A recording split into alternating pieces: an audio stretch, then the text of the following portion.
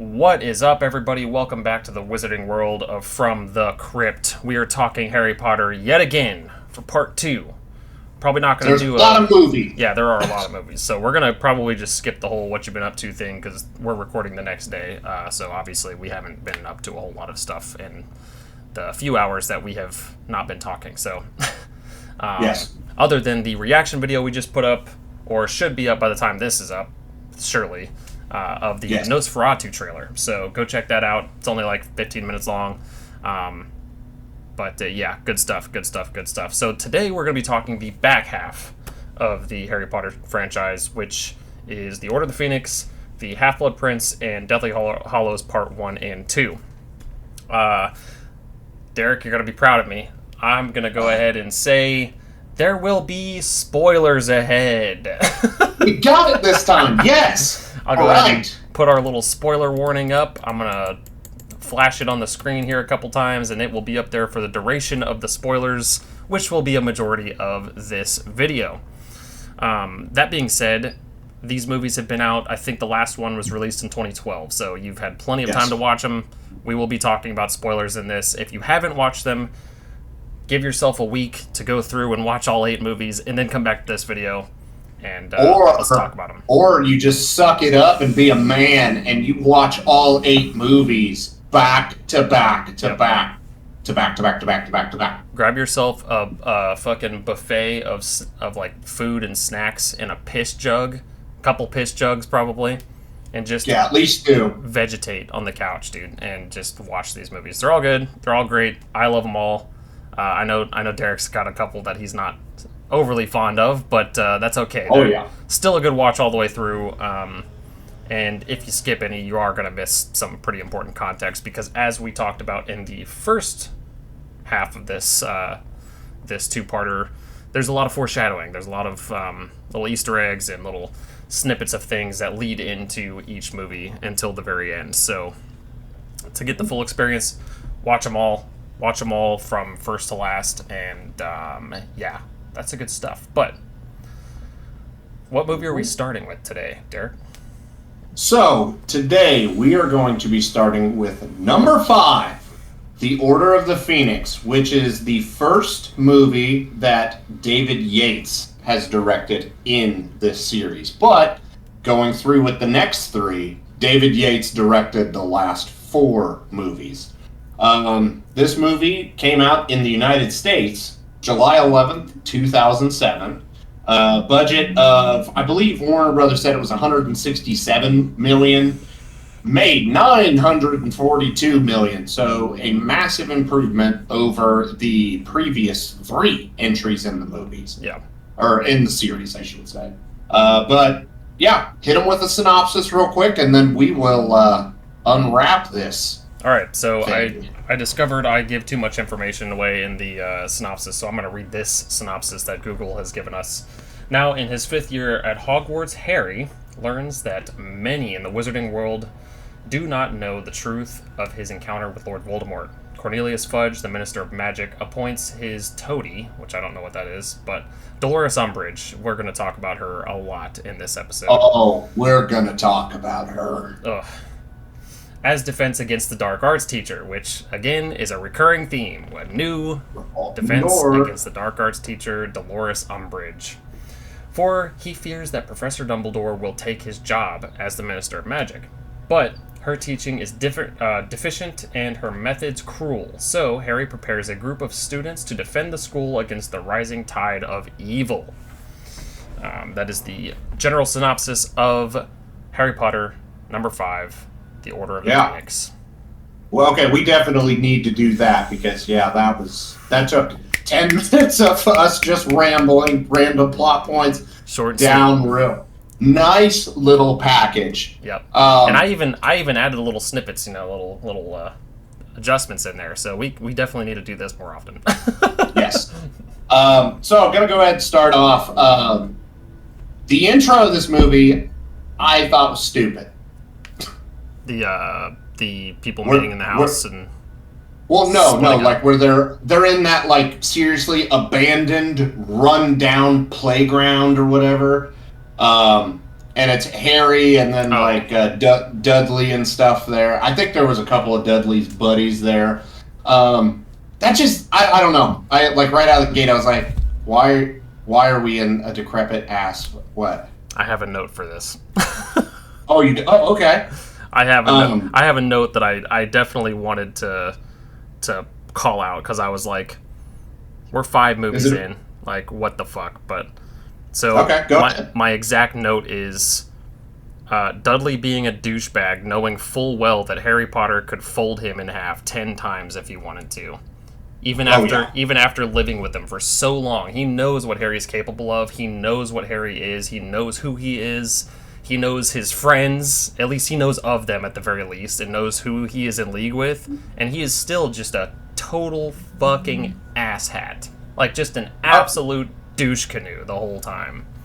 Okay, so I will definitely agree with that statement, but it was mentioned. I don't think it was 3. I can't remember which previous movie it was mentioned in, but his aunt and uncle know that if he uses magic outside of Hogwarts, he will get expelled.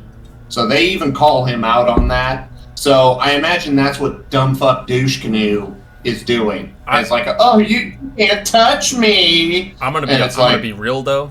I'm gonna be real. If I was a douchebag stepbrother or cousin or whatever that I was living with, my other cousin or whatever, and I seen Harry unwillingly, just with his emotions, inflate my aunt, I just wouldn't even bother being a douchebag because I would be worried that if I pissed him off, it just like would come out. Oh yeah, no, I agree with you 100%, and I would do the same thing. I would see that and I'd be like, he's an idiot, I guess, but yeah, but like, let's say you did that, and I was a dickhead to you, and then you blew up my aunt, she floated away. We would be best friends the next day because that shit ain't happening to me. Exactly. Let's just say that. Exactly. So I don't know. That always has just bugged me that we're 5 movies in and Dudley's still. I know he's supposed to be dumb. I know he's supposed to just kind of be that kind of asshole, but I would still have probably peeled back a little bit at that point. After 5 movies of this shit and seeing what Harry's capable of, even without a wand, not even touching a fucking wand. And I would have at least went on the hush a little bit, and he's full force, like full steam ahead, just being a complete and total asshat. Yeah, because he doesn't know what Harry's like. You know what? Fuck Hogwarts. Abracadabra! Done. Like, just kills him. Yeah, I mean, because anyways, moving on.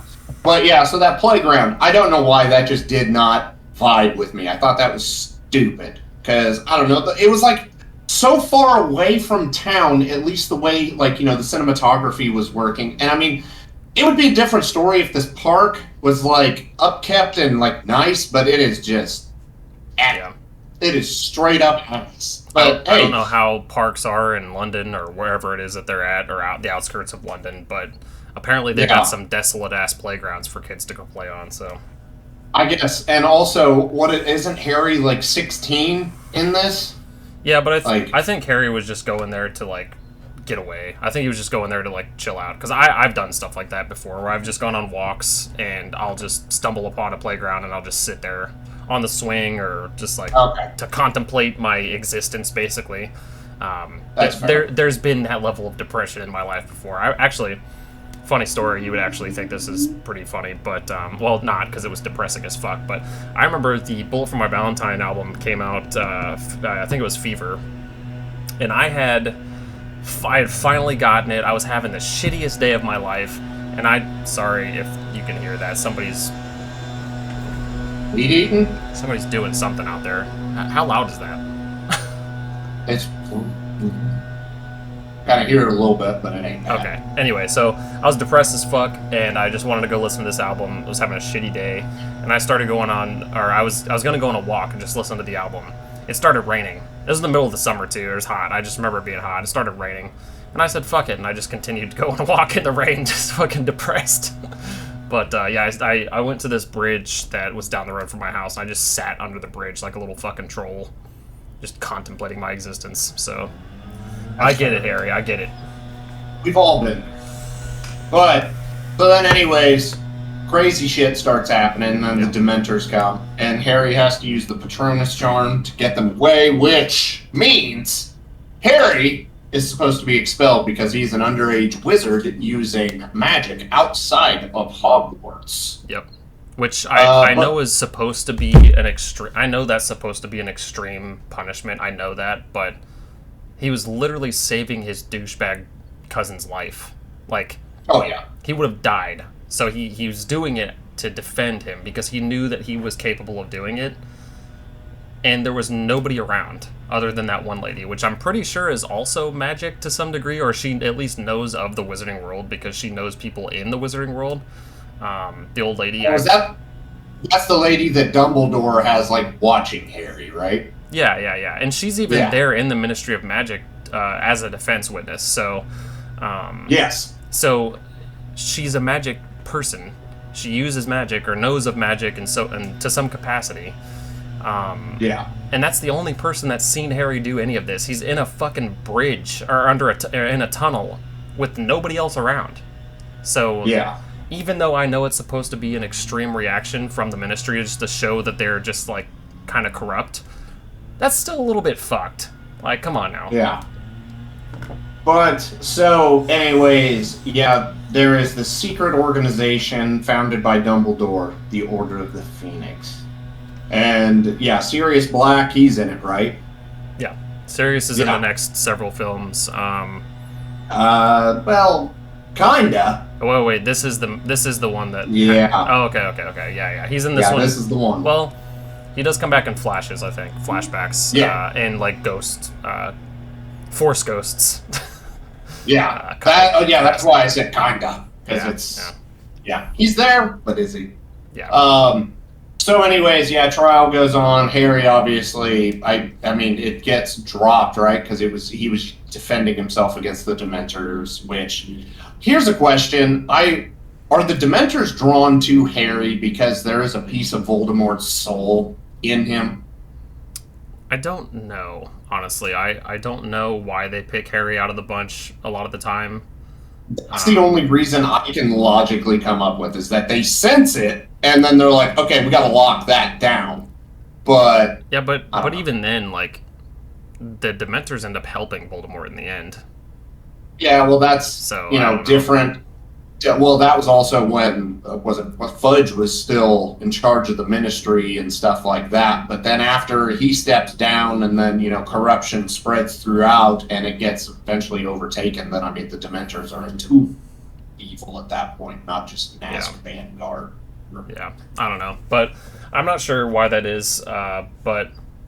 In fairness, Harry does kind of bring it upon himself a lot of the time. He does go out of his way to get into mischief a lot, so that's very possible that that's just the cause of it, He ends up getting close and personal, but I think that specific Dementor was sent to Harry. I think that one was sent to him from Voldemort or somebody and so forth, I'm pretty sure. Anyway... Also, just a little thing as well that I just started thinking about. He got in trouble for using magic outside of school as an underage wizard, but he also did the same thing to a lesser degree in his room in the third movie. I don't remember which movie it was, but there was the opening when he's using Lumos Maxima to read the book under his blanket with his wand. He's just illuminating it, basically. But... he was using magic outside of school as an underage wizard. That's true. Should have been expelled. Nobody said a damn thing about him doing that, so... But I guess let's just go ahead and jump right into Hogwarts in this movie. Because... Well, there is one more very important chase scene before Hogwarts. Where they all turn into Harry. Isn't that in this one? No, that's in Deathly Hallows. Is it really? Yeah. Because Mad Eye goes down in the part 1. Are you sure? Because isn't this the one where they're, like, introducing the Order? And, like, those are all part of the Order? But, no, Voldemort kills Moody. Like, and it's because of the guy that they introduce in part 7, like 7.1, I should say. The guy who just like evaporates and then leaves Moody to fight Voldemort all by himself, which obviously don't matter how badass Mad-Eye Moody is, he's dead. Like, but yeah, that was the first death. I thought it was the first Deathly Hallows. Maybe it is. I would say I know it's not Order of the Phoenix. It could be Half-Blood Prince, but I'm really thinking it's Deathly Hallows Part 1. Okay. I could have swore that was it because they were like introducing the Order, like the members of the Order, like some of the members of the Order and so forth. But yeah, no, that was just after the Ministry had fallen and it had been taken over by Voldemort, basically, and so yeah, they were at full strength and just waiting. But yeah, that I'm pretty sure it was the first Deathly Hallows that one happened in. Okay, let's just get right into it because yes. Dolores Umbridge, my God, she was performed perfectly by Imelda Staunton. She did so good, just like Malfoy. It is Deathly Hallows Part 1. I just looked it up. Okay. Damn it. Why do I keep fucking it up? Just the way she was written and everything, perfect. I hated her. I despised her. She did her job perfectly. Oh, what an absolute bitch. I have seriously never wanted to strong arm a bitch so bad in a movie than her. Which I'll go ahead and be yeah, she did her job just perfect. This is the other movie in this series that I have a lot of issues with and do I hate this one. Yeah, she is rough to deal with. Yeah, she's rough. Dumbledore being kicked out, all the rules that the groundskeeper keeps putting up, like that. Like Mr. I don't know. Like it might sound weird to say, but this movie felt political in a sense that like whenever they do so, oh no, can't do that. New rule, new law against that. They do something. Nope, can't do that. So I think that's part of the reason why I I'm not joking. I hated this fucking movie. Like after this movie, because I mean we were ripping and roaring through them. Like in 3 days we watched the first 5. I had to take like a 2-week break from the franchise because of this movie. And it's not just because of Umbridge that I hate this movie. There is another thing which I'll skip back a little bit because earlier Harry and Sirius were talking that Voldemort is seeking something which they think is a weapon to kill Harry because he hasn't been able to up like from when he was a baby up through Goblet of Fire. Just no go on any of it. Needs to up his shit and get better weaponry, or at least that's what they're thinking. Yeah. Which I'll go ahead and say it, if it was a goddamn weapon that they were chasing, probably wouldn't have been so pissed. It's like, oh, this whole movie is focused on this fucking MacGuffin that you've got. We got to get this before Voldemort does. Hated it. Hated that. But anyways, I'm jumping a lot. What else was there? Oh, the I will not tell lies. Yeah. And it just writes in on him. So like etching it into his skin. Yeah. Just a there's a specific word I want to use to describe her, but I'm not going to. It's 4 letters. Figure it out. Does it start with a C? Yeah, it does actually. That is the best way of describing her, because I'm sorry, bitch does not even scratch the surface with her. Pun intended. What else is going on in this movie? Harry's getting... Is this the movie where Malfoy starts to, like, pick up, and they go into the... They have that, like, teleporting box, that chamber that... Or is that the next one? That's Half-Blood Prince. Okay. Okay. Oh god, I had it and then I lost it. Malfoy does start to get a little bit more sneaky in this one, though. He starts to actually be fully fledged into the the darker parts of shit, and then the next one he's full-blooded into that shit. Like, yeah, he takes the leap in the next one, but then like kind of chickens out at the end and is hanging on the cliff, and but we'll get to that later. No, Harry keeps having visions of people being hurt or injured.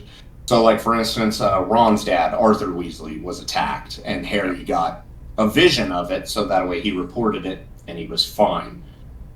Snape had to teach him geomancy to protect his mind, because if Harry can see what Voldemort's doing, it's not too far-fetched to think that Voldemort can see what Harry is doing. It goes both ways. One character we need to talk about that gets introduced that's actually good, even though they're a bad guy, is Bellatrix Lestrange. Oh, yeah. Played by Helena Bonham Carter. Oh, yeah, she's phenomenal. I mean, she truly is... everything she's ever been in is great. She always plays the role to a T. You can actually feel that she is unhinged. Like, she is unhinged. Not in the same way that Dolores is, but definitely cruel, definitely evil, definitely not entirely there. But she is absolutely menacing in some scenes. Yes. And, like, I don't want to say she's necessarily a scene stealer, but at least for me, every scene that she is in is better because she is in it. She's just awesome in everything. To death. All the way till the end, too. She is introduced in this one, and she is there until the very end of the series. So that, all the better for it. Oh, yeah. I'm trying not to, like, skip a whole bunch of stuff, but, like I said, this is my 100% my least favorite movie of this franchise. I think this is the most forgettable movie in the series, and I don't know why that is, other than the fact because everybody remembers Umbridge, like absolutely everybody knows Umbridge, everybody hates Umbridge, but that's like the only part that anybody really talks about when they talk about the Order of the Phoenix, and that, I mean, other than that, I even have, and I've watched this movie tons of times, I still for some reason always forget a lot of the stuff that happens in this movie. But well, okay, because this one's the most forgettable, then I'll go ahead and skip to my main fucking grievance with this movie. It's a prophecy, chasing a prophecy. What does that do? Because they had to lure Harry in there to be able to read said prophecy, or like to be able to pick which one it is, because there's billions, possibly trillions in this room. It's crazy. Harry picks it out, and then Lucius Malfoy's like, here, give that to me. And it's like, what can you do with it? It's not for you. It's not for Voldemort. Like, because if Voldemort could get in there and figure out which one it was, he would have taken it. So I don't know if that's explained in the books, because I felt they did an absolutely piss-poor job in the movies of describing why this prophecy was so important that Voldemort needed it in order to kill Harry. That's why I said earlier, if it would have been a weapon, that would have made 10 times more sense. It would have been stupid, though, spending the whole movie chasing this one thing. So I never understood that. And then it gets dropped and broken anyways. So it kind of...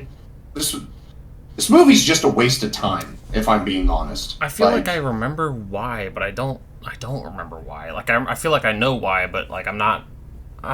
fuck, dude, I don't know. I'm blanking on this so hard. I've seen this movie so many times, but, like, this movie is just, for some reason, the hardest of the bunch to remember anything about. And holy hell.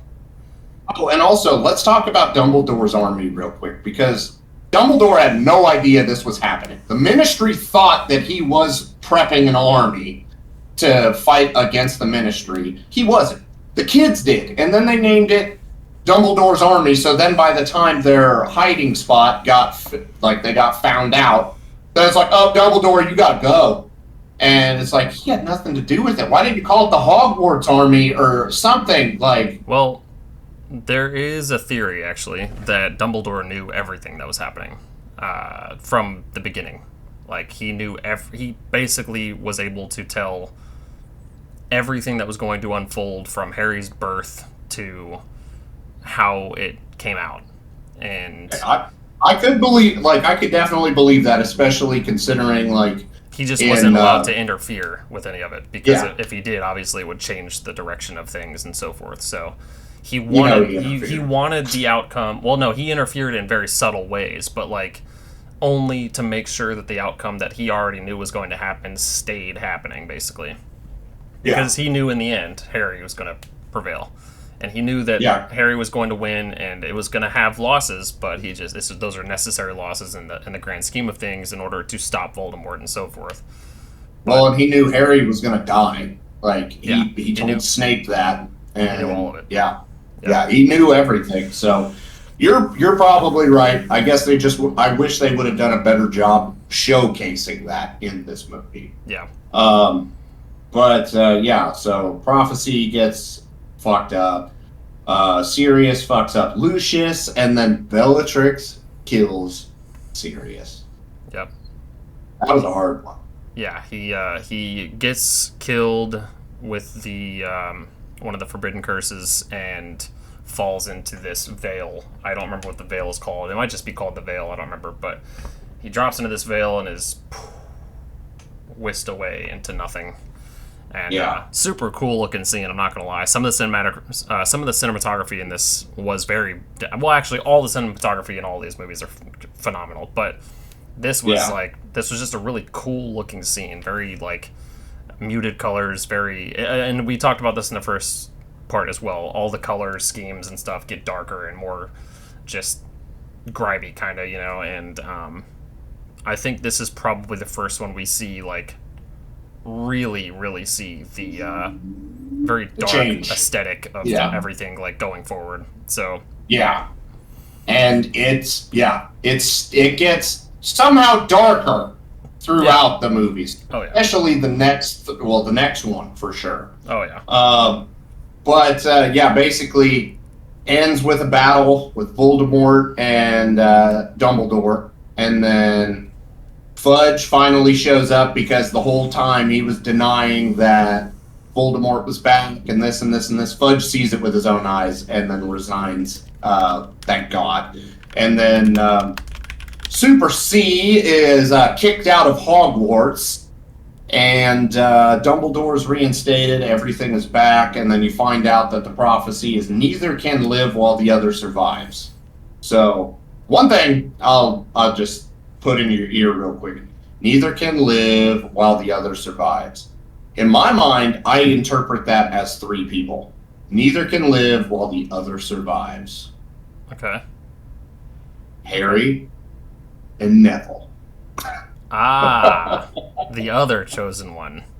Well, because chosen one number 2. Yeah, because in my mind it would be both of them cannot survive. One of them has to die. In that wording, it makes it clear there is 2, and one of them has to go. Neither can live while the other survives. So that's why my brain thinks it's talking about 3 people, not 2. Just the wording. No, I see what you're saying, but I think it's just saying neither can live while either one of them survives, basically. Well, they're both alive. Kicking for a little while. They both have to die in order for the one to survive, Harry.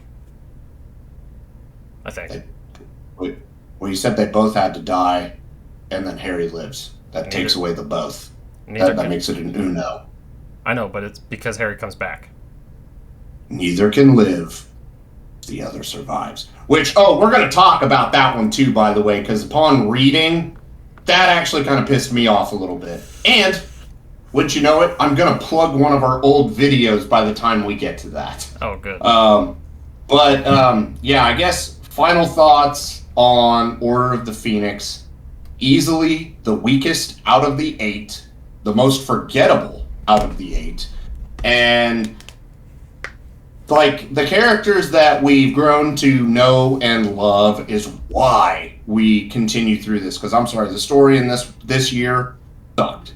And if I could have skipped this movie and still not missed anything and just jumped right from Goblet of Fire to Half-Blood Prince, Bet your sweet ass and half a titty I would have.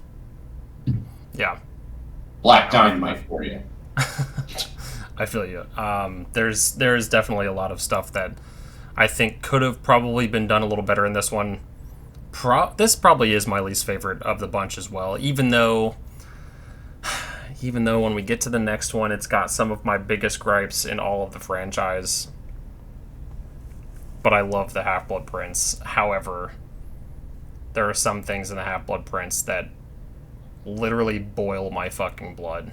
They literally make my teeth grind every fucking time I watch it. Okay. More so than any other gripes that I have in any other Harry Potter movie. It just drives me up the fucking wall, dude. But well, released July 15th, 2009. Oh, God. The Half-Blood Prince! I love this movie. Don't get me wrong. This movie's great. I love Snape. I love the story of the Half-Blood Prince. I think it's really cool, and I think a majority of it, a good majority of it, is still plenty enough for it to be like probably my fourth favorite. But fuck me. Time out. Okay. Hit him with a synopsis. Oh yeah, synopsis for the Half-Blood Prince movie. As Death Eaters wreak havoc in both the Muggle and Wizard worlds, Hogwarts is no longer a safe haven for students, which is kind of bullshit because it never has been. Though Harry suspects there are new dangers lurking within the castle walls, Dumbledore is more intent than ever on preparing the young wizard for the final battle with Voldemort. Meanwhile, teenage hormones run rampant through Hogwarts. Yeah, you know it. A lot of snogging going on. Which we will fucking talk about. Presenting a different sort of danger. Love may be in the air, but tragedy looms, and Hogwarts may never be the same again. Okay, so before we get started, I've got to touch on what I just said. And so I've always thought snogging meant effing. Like, because I heard it in, I think it was Austin Powers' Goldmember, when he's talking to his dad. Yeah, the time I saw you snogging the nanny. Like, I was like, okay, right, it's Austin Powers' dad. They fuck anything that moves, so it's got to be fucking, right? It's got to just... no, it's not. It's kissing. So when these kids are running around saying, she's snogging me, it's like, dude, you're complaining about getting it? Like, what? And then Karen's like, no, it just means kissing. And I was like, I've been living a lie for 21 years then, because I legit thought it was fucking. But anyways, back to the movie. Yeah, so we're gonna get to the snogging, but, oh boy. Alright. I will say I do, even though I hate Order of the Phoenix, and yes, hate is the word I will use for it, I do like how this opened up, like, immediately after that, with just, like, everybody taking pictures. Like, it literally picks up right where Order of the Phoenix left off, whereas, you know, most of them, it's like, year one, up goes home. Start of year two, it's like, okay, summer has went by, we've had some time pass. So I like that this was different in that sense that it was picking up right where the shitty one left off. This is the movie that Slughorn is introduced, correct? Slughorn. Yes. Professor Slughorn. Yes. And he's in the room with it's all in shambles. He's turned into a couch. Yeah, sorry. If you would have said Horace, I would have known. I could not remember his last name. Yeah, Horace Slughorn. He's one of my favorite professors in the entire franchise, aside from, of course, Dumbledore and Snape. Yeah. But Slughorn's fucking phenomenal. Honestly, McGonagall's up there as well. Why haven't we talked about McGonagall yet? We haven't talked about McGonagall whatsoever. And I feel like we're doing ourselves a disservice because I fucking love McGonagall a lot. Yeah, she's a bad bitch, dude. Oh, she is. She is sweet when she needs to be, and she will fuck you up when she needs to. Yeah, she's great. She's also the one that took Harry to go see Oliver Wood to have him trained in Quidditch. Yeah. So she's the one that's seen him catch that Remembrall that Malfoy threw and was like, oh, I'm going to go get his ass in trouble. At least that's what we thought that she was thinking. But she actually was like, nope, come with me. You're going to learn how to play Quidditch because that was damn good. That was a damn good arm, dude. Yeah. No, you're 100% right. Hogwarts has a lot of really, really good professors. Yeah. One of which we did not mention. I can't remember the professor's name, but I remember the actress's name, Emma Thompson, in the previous shit-ass movie.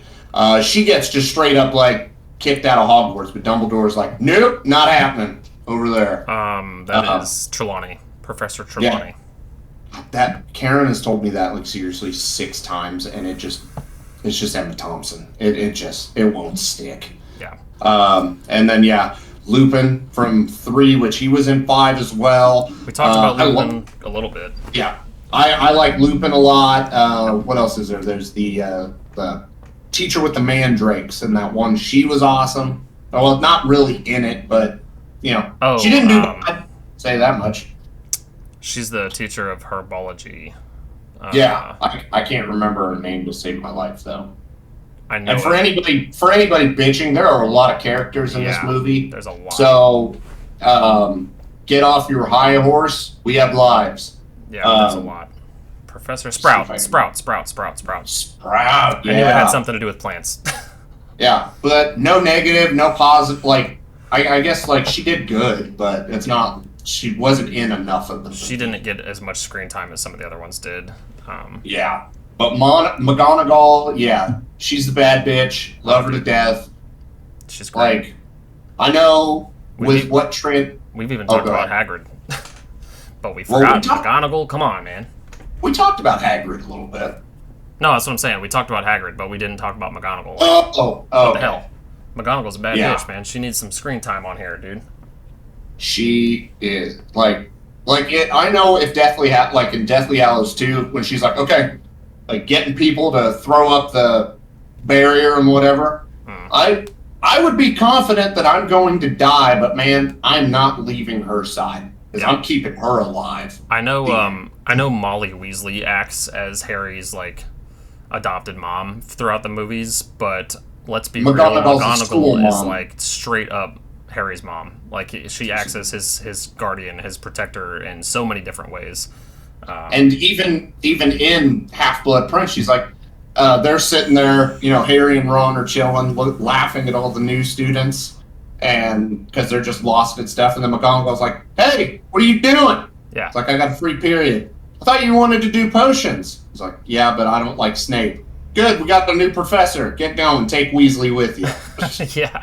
Yeah. Who is Professor Slughorn, full circle. So yes, and it's actually important to bring that up because that's when Harry finds the book. Yep. The Half-Blood Prince's book. His own textbook. That there's 2 textbooks in the cabinet left somehow. There's exactly 2, and there's one that's in pristine condition. The other one is ragged and disgusting and shit on and looks like it's seen better days. And the 2 teenage boys fight over it as they would, and Harry ends up getting the raggedy one, which is good because that just so happens to be the Half-Blood Prince's little memoir of textbook, basically. Yeah, and wink wink, he is a master of potions, wink wink. Okay, I'm going to pause you right there because literally I did not know who the Half-Blood Prince was. So the first thing I spouted off, which I don't think was a bad guess, was Voldemort.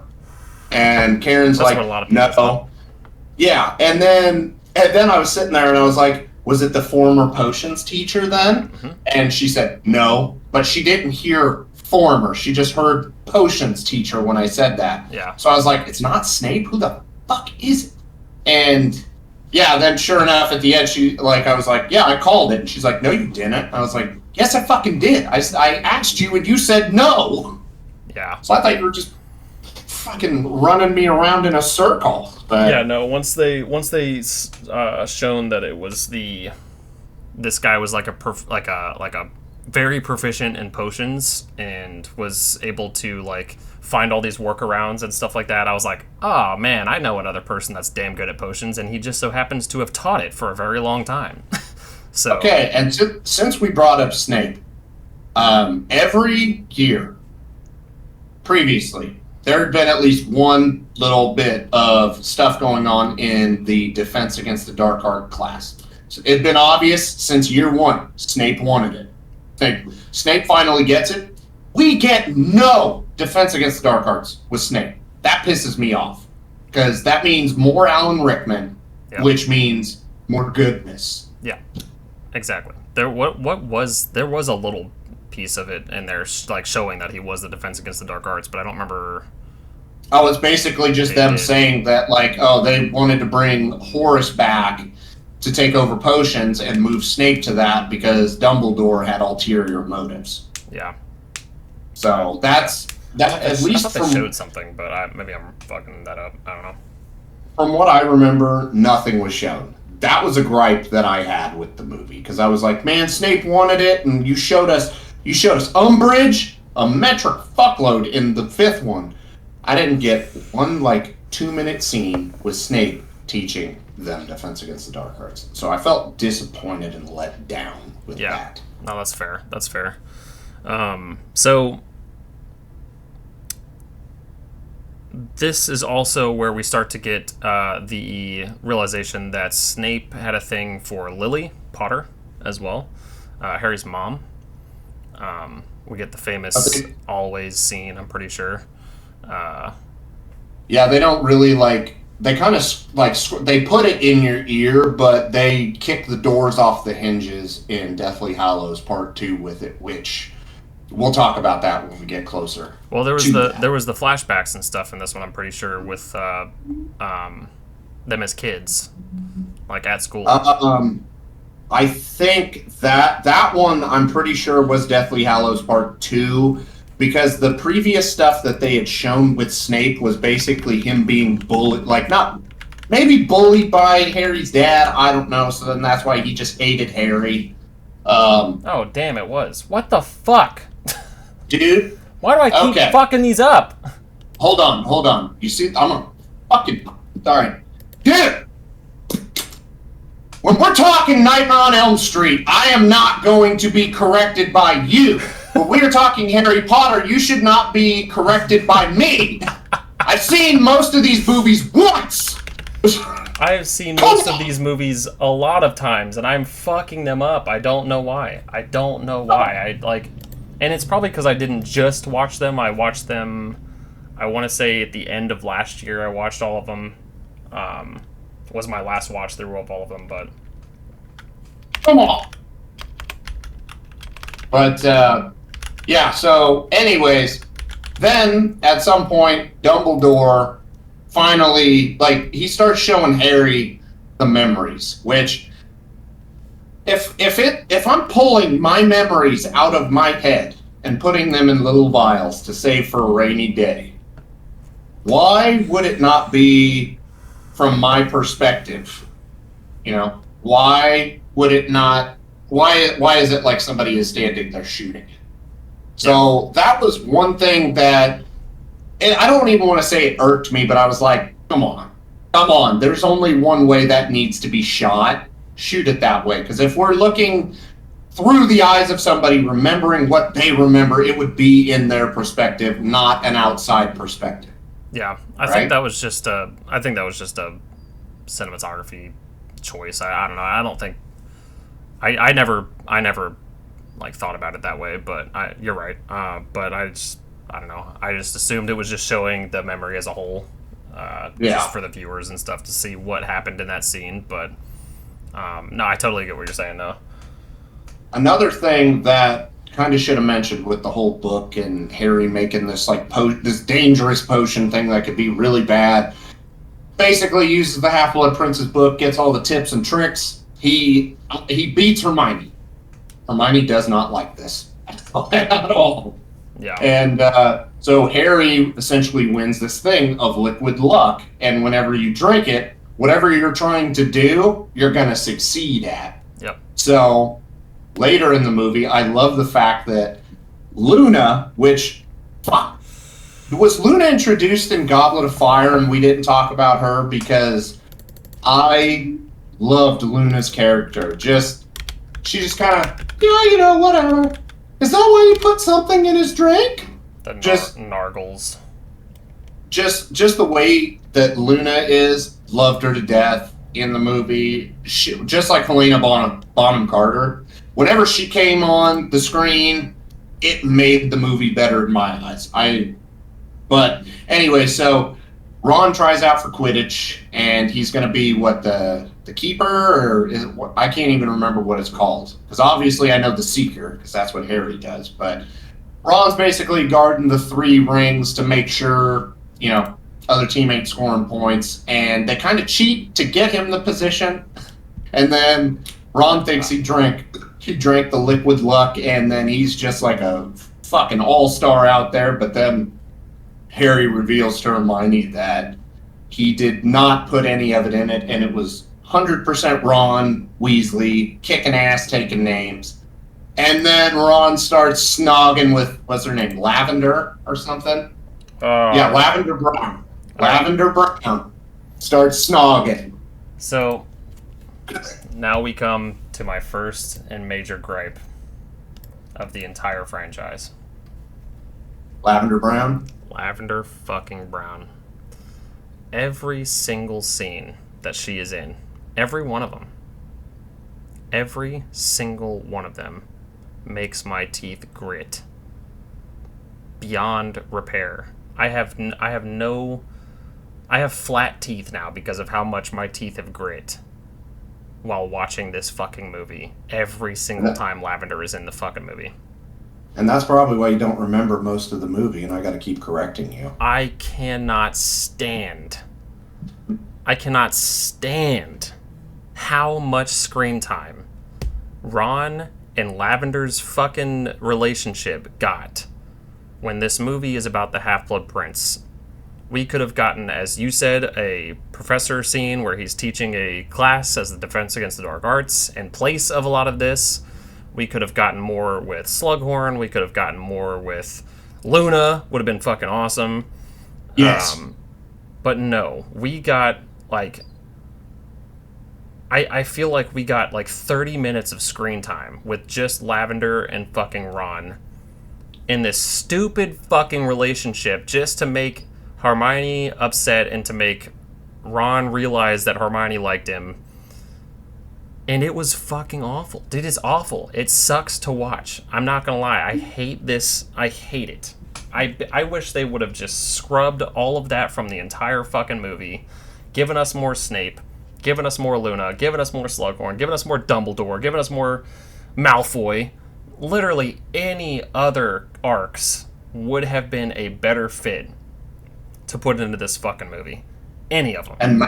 And Malfoy's up to some sneaky shit in this movie, too. Because Hogwarts has been magically protected because Harry shows up late because of an encounter on the train with Draco where he gets petrified. Luna saves him. So we do get a good bit of Luna time in here. She saves the day.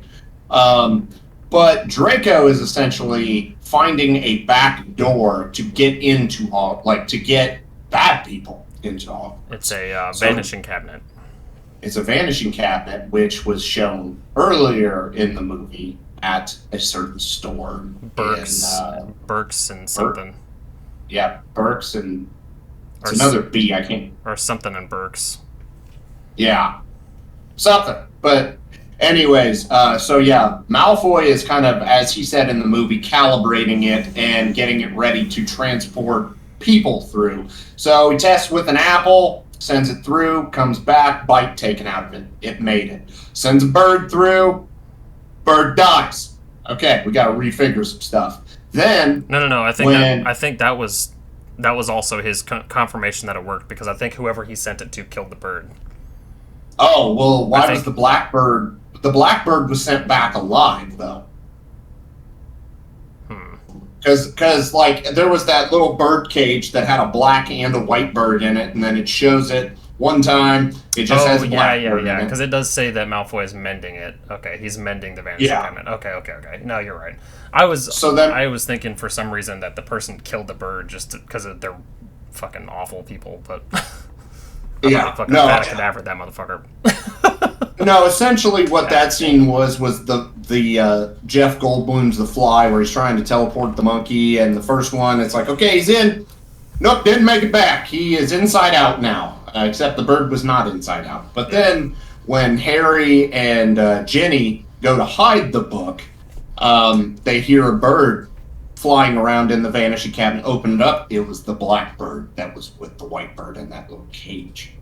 But that isn't the only thing Malfoy is up to. If Harry and Ginny were the first ones to find it, maybe they just were the first ones to find it. They didn't kill it. What to say is Malfoy put the white bird in there, closed the door, said the thing, bop, waited, bop, opened it up, bird dead. Yeah. So I don't know why he wouldn't have, or maybe he didn't even bother opening it when he sent the blackbird through because he heard it chirping, and he's such a little piece of shit that he's like, okay, this bird can just fuck off and die, or whatever. Because he knew it worked and served his purpose, didn't need to deal with the bird anymore or something.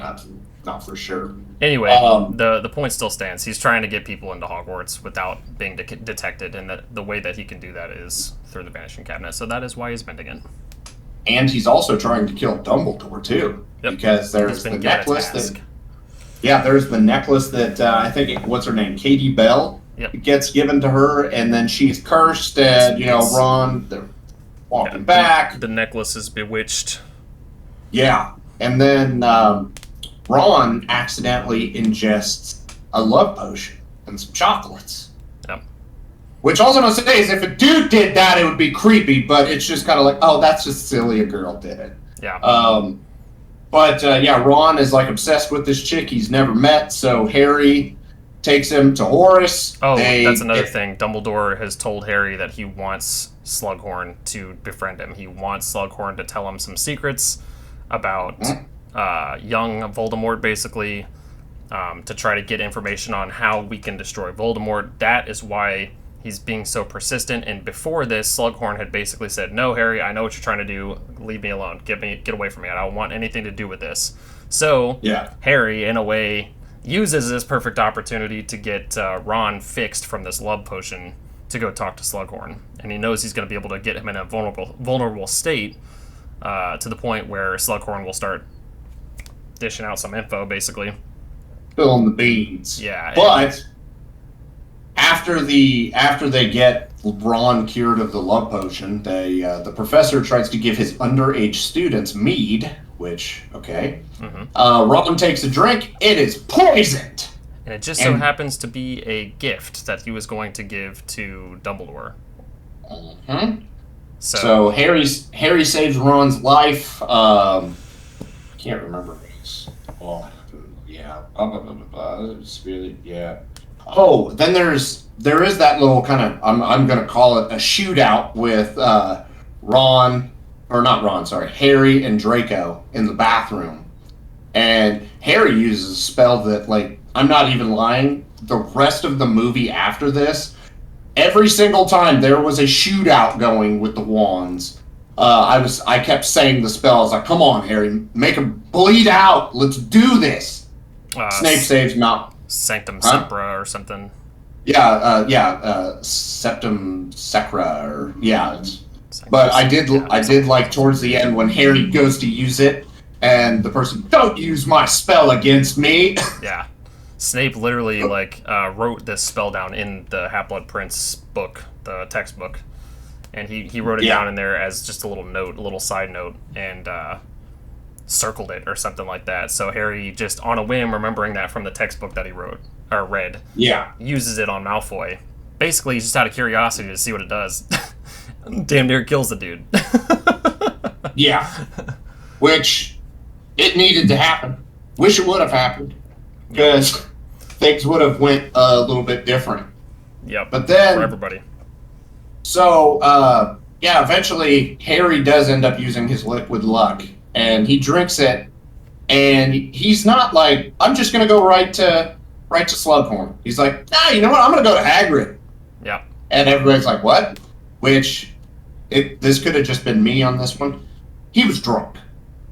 He was drunk when he was doing that. But the process of just going to Hagrid's, he runs in to Horace, and then Horace is like, I can't let you go out there by yourself. Well, then you better come with me. And Harry's just nonchalant about it, He's playing hard to get, no, I don't want that. I No, you don't want to talk to me. No. He wants it, but no. And then eventually Slughorn does give it up after he gets drunk at Hagrid's house, or hut. Yeah, that's a better word for it. His and shack. Then, yeah, his shack. Hagrid's F shack, where he's getting it on with that chick that's like 10 foot tall. Yeah, the giantess. From Goblet of Fire, yeah. Oh, yeah. He's macking on them giant cheeks for sure.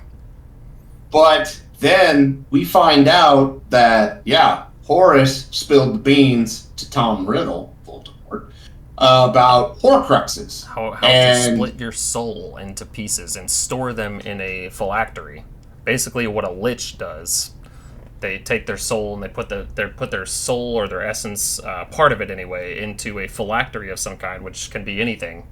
I could put one into my wallet, or into my phone, or into a rock, or whatever. It doesn't matter. You put it into an object, basically, to extend your life. So if your physical form dies, your spirit will live on in that phylactery, and you're splitting your soul into several pieces. Usually people only do it once, but Voldemort was doing it multiple times. He did it 7 fucking times, so he just is absolutely ruthless, completely apathetic to anything going on, pretty much, and yeah, it's fucked. It's fucked. Yeah, and then I do have to say as well, okay, the scene with Harry and Slughorn when Slughorn is stealing from Professor Sprout's stuff or whatever, and Slughorn's like, I can't let you go out there, Harry. It's after hours or whatever, and you're a student. And Harry looks at him and says, well, by all means, Professor, come with me. That shit fucking killed me, dude. Every single time that scene plays, I fucking lose my mind. I don't know if it's just Daniel Radcliffe's, like, stiff persona being funny that makes me lose my shit, but it is fucking hilarious. Dude, I've lived that moment many a times being drunk. Derek, you can't go out there. Well, it looks like you better come with me then, because I'm going. And it's also just funny to see the professor show how much of a curious person he is. You know, like any other professor, like McGonagall, for example, she would have looked at Harry and said, "The fuck you are? Get the fuck back in here!" And she would have dragged him by his ear. You know. Oh yeah. Hagrid probably would have budged, but Hagrid's also kind of his buddy. You know. Dumbledore would have been like, I didn't see anything, and walked away. But what? Where'd you go? Yeah, Slughorn is just so curious of a person. He's just so nosy that he's like, no, I can't. You know what? Yeah, I kind of want to know. And he fucking goes with him. I love it. But, I just love it. Character building. That's how you do it right. Oh, yes. 100%. And once they got the memory, figure everything out, then Dumbledore takes Harry on the top secret wizard mission to find one of the Horcruxes, which they do. But it's in a cave, and they got to take a boat out to this little. It's not even an island. It's a few rocks, and this locket is buried underneath this like potion. They can't get it out. They got to drink all the potion, which Dumbledore tells Harry explicitly, force it down my throat, because I will tell you no. I'm gonna be in a lot of pain. I might forget who you are, who I am. Stay the course. Pump it in me. Yeah. And some shit happens. Harry falls in. Then he falls in the water because, like, was it skeletons or just I don't know shit if starts coming.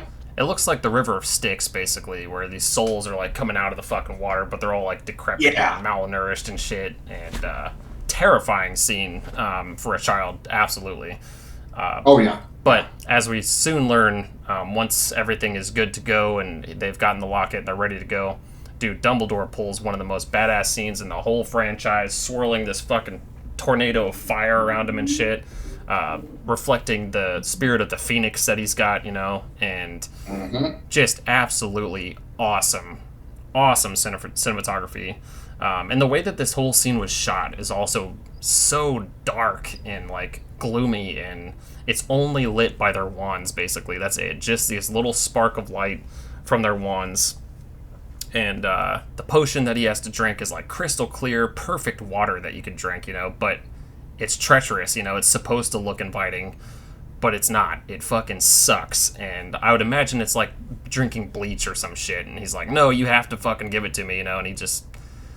Amazing performance by both of them, to be honest with you. You can tell Harry is terrified. You can tell that Daniel Radcliffe, put his whole bussy into this fucking scene.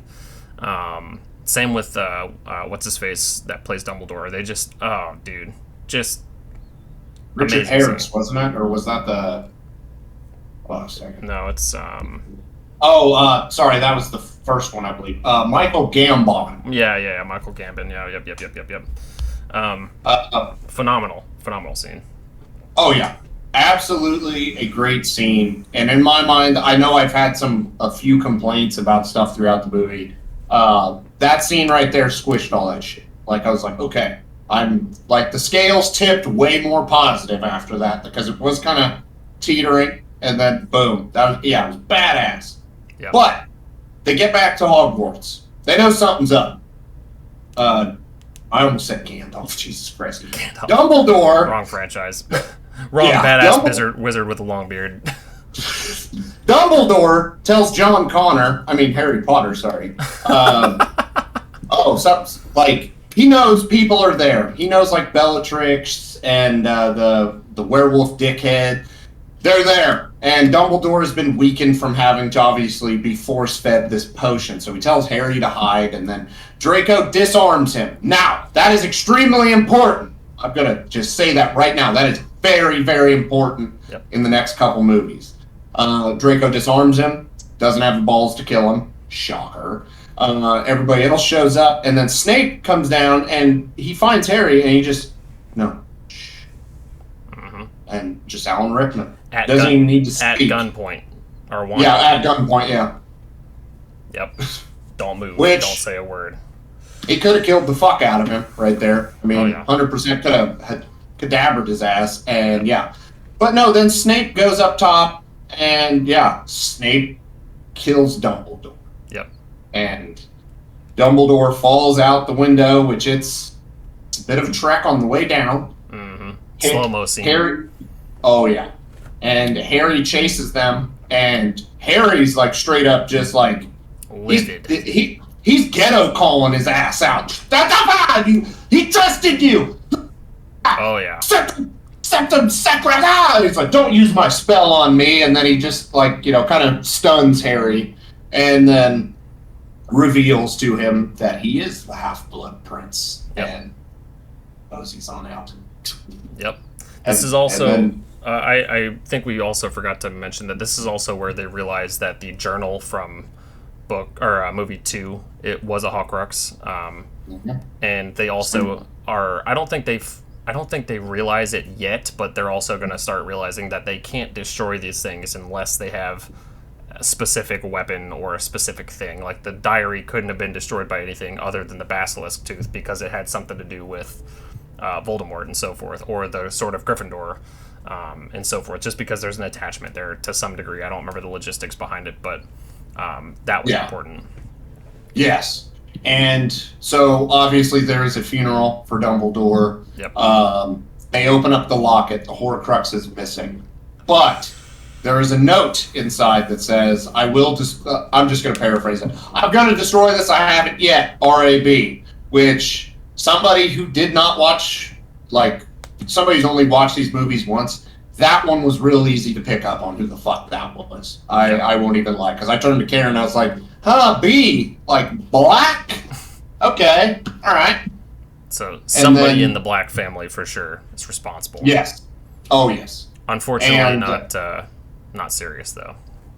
R.I.P. Yeah. But then, the big three then decide to just we're gonna hunt down these Horcruxes and we're gonna kill Voldemort. The end. That's it. So final thoughts. I love this movie. I do. Oh yeah, I got to do too. It's a phenomenal movie. I love all the Snape time we get. I love how badass Snape is in this movie, where at a lot of the other movies he kind of takes a back seat. This one he's full blown, just front and center. I'm a badass, man. Go ahead, come at me, And it shows his restraint. It shows his patience. It shows everything that's good about Snape. And I agree with you. I wish they would have just used more Snape in this than they gave Ron and Lavender, to be completely fucking honest with you. Yeah. I don't think that they needed to take the whole thing away, because obviously the relationship thing between Ron and Hermione probably wouldn't have been established too well. So I'm not saying that they should have removed it entirely, but it should have been shrunk down quite a bit. That's another thing that I do have a complaint with throughout the movie, because the Ron and Hermione, I don't think they should have wound up together. I really don't. I don't think Ginny and Harry should have wound up together either. No, I agree, and I don't like the way that the Harry and Ginny romance was portrayed, because it was awful. I was gonna say, could have just had, throughout the movie, because you obviously know what's going to happen, because all the books are basically out by this point. Just have them shoot a subtle,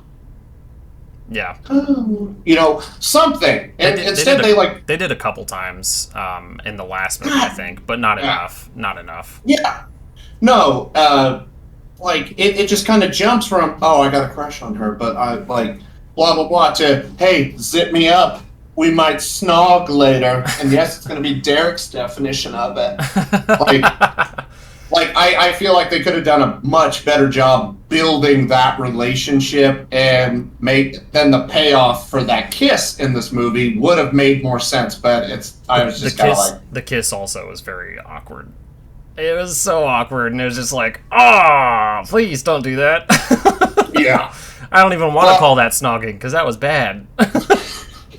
There's a big thing in the community that says that Harry should have gotten with Luna. Oh God. Luna. Oh yeah. That would have been so much better. So much better. Yes. As I've already previously stated, I did want more Luna time throughout the movie, because she was just an awesome character, and that's actually who my first round pick would have been for Harry to wind up with. Yeah, for sure. It should know. But in closing, this one is one of my favorites in the franchise. I don't know if I want to say it's my favorite or my second favorite. That's basically bouncing back and forth between Goblet of Fire and Half-Blood Prince. Movie is not perfect, but the great, not even the good, the great far outweighs the what the fuck is that? Questions that I have throughout these movies. So yeah, no, I agree. Good time all around. I think for this one, for the Deathly Hallows, we should just clump them together. We should just do Deathly Hallows 1 and 2. Yeah, no, I'm fine with that, because released. Or you go ahead and do your closing thoughts before I'll just jump right. No, I'm good. I think, okay. Yeah, the Half-Blood Prince was phenomenal. Definitely one of my favorites for sure. One of my favorites for sure. But anyways, released November 19th, 2010 in the United Kingdom and the United States.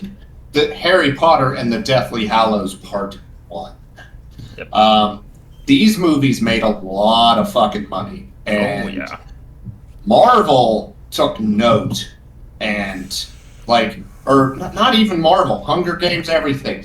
The budget for both of these movies put together was $250 million. The first part made basically $961 million worldwide, and then the final installment, $1.3 billion. So these, if this was just one massive, damn near 5-hour movie, almost $2 billion in box office, which is just insane. But Jacob, go ahead, hit them with the synopsis real quick.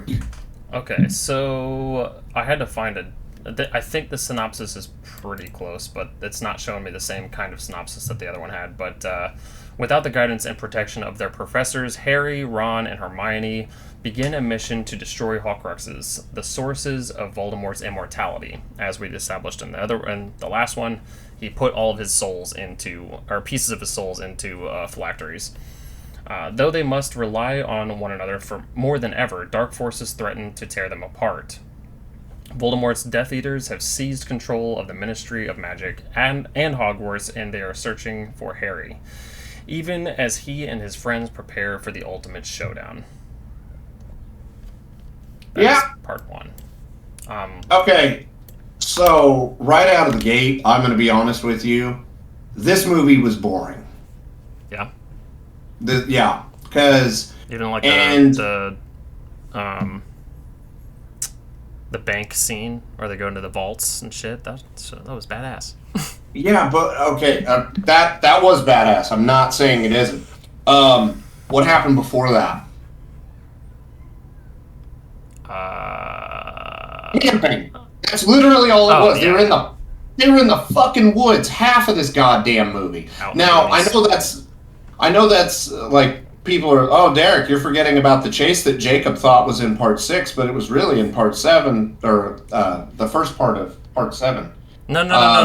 That's not the chase scene I was talking about. I was talking about on the brooms through the city where they all turned into Harry. Yeah, that happens in this movie. That starts this movie off. What? Oh yeah, fuck me. Well, okay. I mean, it doesn't technically start it off. It starts off with Voldemort talking to people and stuff, but the first iteration of Harry that we get, because Voldemort and them were talking, they're going to be moving Potter on this day, so they already knew what was up. So then that's why everybody got there. Polyjuice, dressed the same, took off. Yeah.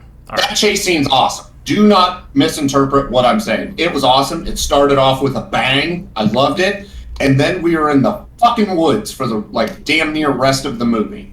I will say one thing that it was brought to my attention that they removed from the books, and I know we already established we're not going to be talking about the books, but this I think would have probably added a little bit more to the movie, maybe to give a little more backstory and shit to some of the characters. But it's brought to my attention that in that scene, I'm pretty sure with Tonks, the Nymphadora, she's in a relationship with one of Ron's brothers, and they are getting married. The ones that get married.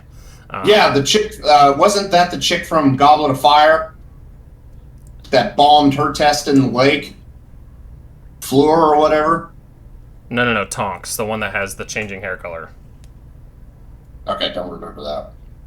She turns her face into a bird for one of those scenes where they're having dinner and shit. And okay, I straight up don't remember that. Yeah. Anyway, Tonks mentions wait till you hear the news, referring to the fact that she's pregnant, right? And that was something in the books that ends up being a big deal because Harry adopts their child because they die. Oh no, she's with Lupin, I think. Not one of Ron's. Yeah. Okay. Yeah. No, I don't know why I was thinking. I'm getting the characters mixed up. It's Lupin. She's with Lupin. And that's not the wedding. My bad. It's the wedding between. You're right. Fleur Delacour and what's his face Weasley. Yeah, one of them. Yeah. The one. Yeah, it's not Bill or the twins, or is it Bill? It's not Percy. He's a dude. He's a dickhead. It's Bill. It's Bill. I'm pretty sure. It is Bill. Okay. There's too many goddamn Weasleys. There's too many goddamn characters to keep up with. Yeah. But anyway, like we've said 100 times, it's impossible to keep everything. We could have definitely gotten more with the Weasley family in this. We could have gotten a lot more with Lupin in this, which I definitely wouldn't have complained about. Because I fucking love Lupin. Tonks is an interesting character that we could have explored a little bit more because she's got 3 scenes in the whole franchise. But it was brought to my attention that she mentions her pregnancy and it's never explored. She never has the kid or she ends up having the kid, but she dies. I'm pretty sure in the battle scene. I'm pretty sure. I think they both do. Lupin and they both Tonks. die. Yeah. So. Yeah, they didn't touch up on any of that, but it does bring a little bit more weight to the fact that she was pregnant and she dies and so forth. However, that would have been cool stuff to explore in this, and I agree with you that this one is a lot more slow than part 2, of course, and a lot more slow than honestly most of the other films, to be honest with you. But and also they could have filled it with so much, and they just didn't. Oh yeah, they It's weird to say that this did not really feel like a Harry Potter movie because we don't spend hardly any time at Hogwarts. Like, yeah, there's the scene where they're on the train. He's not here. That's right, Neville. You tell him to fuck off. But it just, I don't know. To me, it did not feel like a Harry Potter movie because we have 6 previous movies where it's like, we're in Hogwarts, like it's almost synonymous with the franchise more so than Harry Potter. That's how the franchise is going to continue, with Hogwarts. So there being like next to no Hogwarts-ness going on here, that kind of took me out of the movie. It felt like it was supposed to be a thriller, an action thriller, adventure that was just boring because they were in the woods for the majority of it. So you have an awesome chase sequence towards the beginning of the movie. One thing I'm going to mention before I forget that I think Karen would divorce me if I did not mention was the scene with Hermione and her parents, and she just like kind of erases her from their memories. Yeah. But dude, boom. Oh yeah. Right there. Imagine you have to erase your own life from existence. Your parents will never know you existed. Your friends will never know you existed. Well, outside of obviously the wizarding world, but like, you have to erase your whole life basically from existence, so nobody even knows who the fuck you are. That just, dude, that's rough. That is rough. It's heavy. And it's she has to do that. Just to mention, she has to do that because she is not a full-blooded wizard. She has Muggle parents, so they are not a part of the wizarding world at all. So they are basically as safe as they're going to be in the Muggle world. So in order to keep them more safe, she just like erases existence of wizarding shit out of their life, pretty much. The best way to keep you safe is to not be in it at all. Yeah, and it is heart-wrenching. It is heart-wrenching. Yeah. But yeah, no, I agree. Damn good scene. And then, like, we're in the woods a lot. There's a wedding. Weasley's house gets burnt down. That scene. Or was it? Was it in this one that it got? Yeah. During the wedding scene, it's interrupted, and they are interrupted by Bellatrix, and I forget his name, but the werewolf-looking dude. I was going to say werewolf dickhead. Yeah, I can't remember his name. I know his name, but I can't think of it. But anyway, the scene where they're running through the tall weeds or whatever, or wheat field or whatever the fuck it is, and Bellatrix is just like lurking in the shadows and shit. Oh my god, dude, just terrifying. Awesome. And then all of a sudden the house blows up, so they all sprint back to the house. And actually, that's not during the wedding. That's actually right after the chase scene, I think, because they're all meeting up. They're all meeting up at the Weasley's house. Okay. And then that's when like they realize they've been followed, and they go out. Yeah. I'm pretty sure, isn't it? I think so. Something like that. I don't know.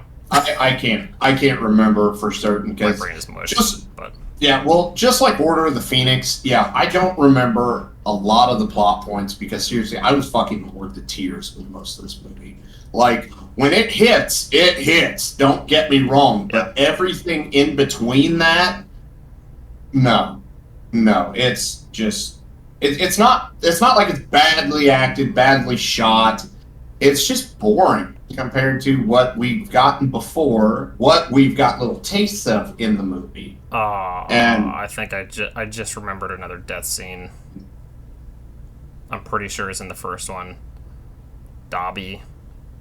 Mm-hmm. That's at the very, very end. Yeah, Dobby fucking dies. God damn it, dude. I'm pissed. Okay. I'm pissed. Okay.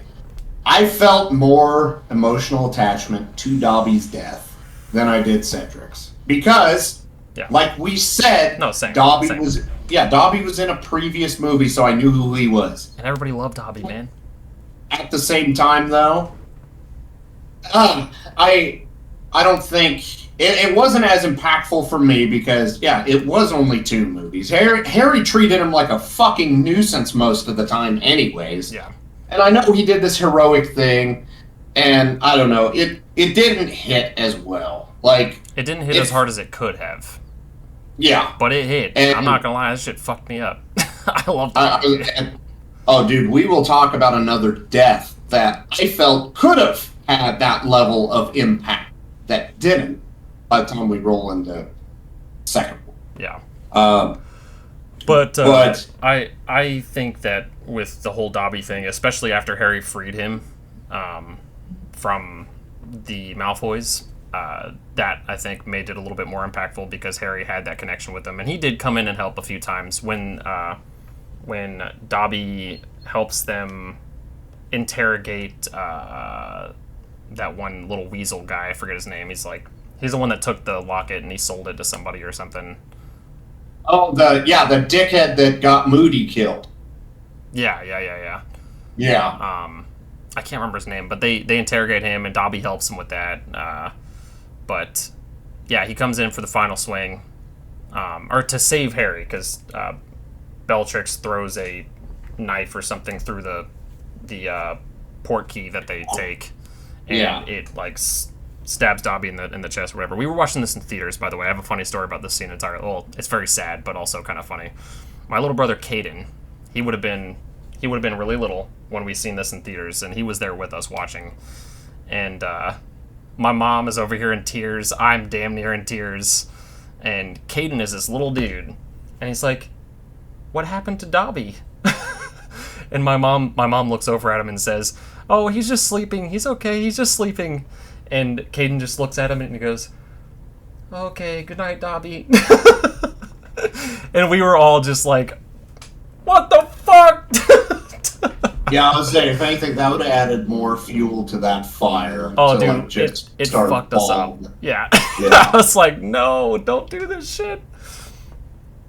One quick thing we need to touch on. Harry does get the Sword of Gryffindor back, which is crucial for getting into Gringotts, because that's the asking price, I guess you'll say, for what the dude wants. And we haven't even mentioned Deathly Hallows outside of the fact that it's the title of the movie. But the Deathly Hallows is 3 objects. It's the Elder Wand, the Invisibility Cloak, and the Resurrection Stone. Yep. And all 3 of these have been in all of the movies this entire time, and none of us knew. Yeah. Well, where was the stone? In the snitch. Like it was. You're right. Yeah, I forgot. It was in the snitch. And the only thing that, the only gripe I have with that is the fact that Harry caught the snitch in his mouth in the first movie. So it should have activated it. It should have activated the little thing that opened up and revealed. Here's what I'm thinking with that. I'm thinking Dumbledore kept that snitch and then repurposed it for that.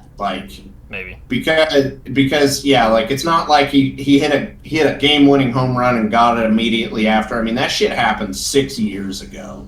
Yeah. But that stone's been around forever, though. That stone's been around since death, basically. No, it has. But what I'm saying is Dumbledore had it, and then knowing, like what you said earlier with that theory, that he knew everything that was going to play out. He knew what to do with it. Somehow configure that snitch so he could hide it in there, and then only Harry's mouth or breath or whatever could open the stone. Yeah. And he gave that to Harry knowing what was going to happen. Because, he also knew Harry had the invisibility cloak. Yeah. And Dumbledore had the wand. So. Yes. But, is it... Or, no, it's not with this. It's not in this one where they have a freak out about the wand and stuff. It's in the next one, right? Because, we don't even know Dumbledore has that. Correct. But... yeah. Us as viewers, the Deathly Hallows are told to us in this one, though. The story's told in this one, isn't it? Or is that in the second one? Yeah, the story's told by Luna's dad. Yeah, Luna's dad tells us. Also, I love sequences like this, by the way. It gives me the same feeling as the story in the first Hellboy movie, where Hellboy's dad is telling Hellboy as a kid about the Golden Army and the elves and stuff like that, and it does a little CG from a child's perspective, what they could possibly be thinking this looked like, Yeah. But it's super just really cool and it's hyper detailed and shit, and it's very stylized. I love stuff like that when they put that stuff into movies. Same thing, the same vibes I got, I think, at the beginning of Resident Evil Village, in the opening sequences. It's got that same kind of feel to it and so forth. Yeah. It's just cool. It's just a cool thing to see in anything, even if it is just kind of like pasted into this live action thing. It's cool to see the perspective of it being told as a children's story, because that's exactly what it was at first. It's just this legend, this folklore, And Luna's father telling the story was also really cool. I loved Luna's father, just as a character. I think it was really cool. Oh, dude, Risa Fons is like great in everything he's in. Yeah, so, that's also facts. Yeah. But yeah, basically, movie ends. Dobby get killed. Voldemort getting the Elder Wand. Yep. Which, yeah, we backfires on him a little bit. Yeah. Oh, backfires on him. Yeah, a lot of it. Yep. Yeah. So, closing thoughts on First Deathly Hallows. This movie was boring as fuck. When it hit, it hit. When it hit hard. I agree that this could have been a lot more impactful in a lot more ways, and I agree that the impacts that it did have were impactful as fuck. But like I said, I do think that they could have explored a lot of the a lot of the Weasley brothers stories a little bit more. It could have given us a little bit more of them, because we haven't really gotten a lot of them in the previous movies. Especially Fred and George could have had a lot more screen time in general, just because I love Fred and George. Oh, yeah, and just like I told you before we started recording, I didn't even realize that Percy, turned his back on the Weasleys and then sided with Voldemort the Ministry. I did not... Yeah, I must have just missed It's very that. quick. You don't see it very, very quick, but or very long, but it's there. It's just very subtle, and I'm like, that could have been explored a little bit, too. Another character I wish we could have probably gotten more time with in this movie and in the last movie, honestly... McGonagall would have been really cool to see more of in this movie. And Hagrid. Hagrid could have been a very good person to have in this movie a little bit more, because front and center in the first couple movies, starts to wean off of him for a lot of these movies, but I fucking love Hagrid, dude. Oh yeah, I love Hagrid too, and I'm glad they at least squeezed him in as Harry's chauffeur during that chase on the side. That was the very sidecar. Yep. But that comes back to what I was saying earlier with this not feeling like a Harry Potter movie. There was next to no Hogwarts in this movie, so that's why we didn't get a McGonagall fucking shit up. Thankfully, the second one does redeem a lot of my complaints that I have with this one. But yeah, it was just, this movie was fucking long. It was 2 hours and 27 minutes with roughly probably an hour 45 of it being in the woods. And I know that's an over-exaggeration, but that's what it felt like watching this. Nothing was going on. Ron was being a dick and disappeared, and then he's got a beard or whatever I don't know. This is one of... I didn't really care for this. But if I have to sit through this to fully enjoy part 2, I will do it. I think this also establishes a longing for Hogwarts, though, so it makes us coming back to Hogwarts feel so much better when it happens. I think that also plays a role in why they didn't show it so much, but... it took a hit so that the second one could not only just run, but fucking soar, dude. So it is necessary evil, I guess you could break it down that way, but it still doesn't change the fact that as a standalone movie... this movie doesn't really offer as much as the previous entries. Yeah, no, I agree. But yeah, that's it. I like this. I like this movie quite a bit. Not my least favorite. I still think Order of the Phoenix is probably my least favorite. Oh yeah, it's not nowhere near my bottom or anything, because it's just not a lot going on in it. Yep, that's fair. But Deathly Hallows Part 2. Let's talk about that. That was released on July 15th of 2011. And this movie was much better. Yeah, we got our Hogwarts fix, we got our McGonagall fix, we got what do you call it? I know I keep calling it shootouts with wands, but this isn't like a John Woo movie. Yeah, I like shootout better. I'm gonna stick with shootout. Yeah, it works. It might not be the best. It gets the point across. We get action, a lot of action in this one. We get drama. We get horror. We get lots of drama. Everything. Oh God, you. One of the scariest scenes in this entire franchise is in this movie. And it fucks me up every time, dude. It fucks me up every single time. Do we need to read a synopsis for this one, or did the one that we read originally cover both of them? I've got the synopsis for this one. It's slightly different, but... Okay, go ahead. Basically, a clash between good and evil awaits as young Harry, Ron, and Hermione prepare for a final battle against Lord Voldemort. Harry has grown into a steely lad... Alright. A steely lad on a mission to rid the world of evil. The friends must search for the Horcruxes that keep the dastardly wizard immortal. Harry and Voldemort meet at Hogwarts Castle for an epic showdown where the forces of darkness may finally meet their match. So, This one, again, is finding the Horcruxes and trying to destroy them so they can have the upper hand on Voldemort. So once they destroy these Horcruxes, once they fight Voldemort, they will actually be able to kill him, even though they know that at some point Harry has to die in order for that to happen, because it is revealed that Harry is also a Horcrux. That's why he was the boy who lived. He's the boy that was chosen. That's why he got the scar. Part of Voldemort's soul was put into Harry as well. So I will say that one, from an outsider's perspective, I figured that one out real fucking quick. Oh, yeah. Real fucking quick. I think we were supposed to, though, as the audience. I think we were supposed to know that, and we were just trying to... It was one of those things where we're just, like, waiting to see when they figure it out, you know? Yeah. Also, another thing that we kind of boofed, the going to Gringotts and stuff is at the beginning of this movie. It's not in that one. Damn. Oh, yeah. Okay, so they didn't even have that badassery in the first one. Shit. My points that I made stand. But, yeah, so the Gringotts stuff was hilarious. Well, not hilarious, like... At first, with Hermione trying to be Bellatrix be crazy, that's hilarious, because she's just, oh my god, the people, you even hear, you know who I am. I know she's not her, or whatever, blah, blah, blah, blah, blah, and then, that chaos and awesomeness ensues. The main thing I want to talk about from this, and I'm in complete agreement with Karen on this, the Snape stuff in this was some of, if not the best, just shot stuff in Harry Potter, like the whole series. Because I'm not a crier. Yeah, I would say I'm not a crier by any means, but just seeing him, like, he loved Jenny since he first met her. Then Harry's dad was a total doucher to him. Yeah, well, no, was it James was his dad? Yeah, no, you said Jenny.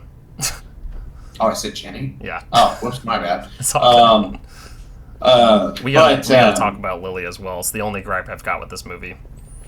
Yeah, It's not even what you think it is, because I know you didn't even notice it, because nobody else noticed it but me, because I'm a fucking dick and I have to notice these little things that drive me up the fucking wall, but... Okay, fair enough.